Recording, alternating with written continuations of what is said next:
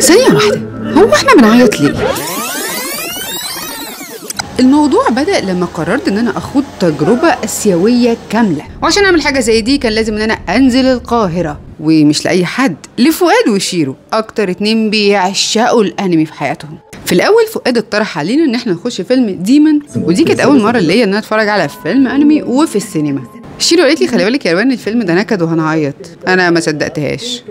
A few moments later. كملنا بقية الفيلم انا وهي بنعيط لحد ما هي خلصت كل المناديل.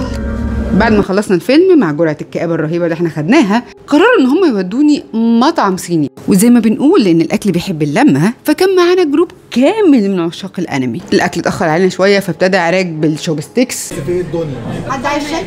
بعد كده ابتدوا ينزلوا الاكل. طبعا انا مش حافظه الاسامي بتاعت الاكل، بس الاكل اوفرول كان حلو قوي، ونهيناها بالتارو او بين قوسين القلقاس، وشيرو خدت براون شوجر.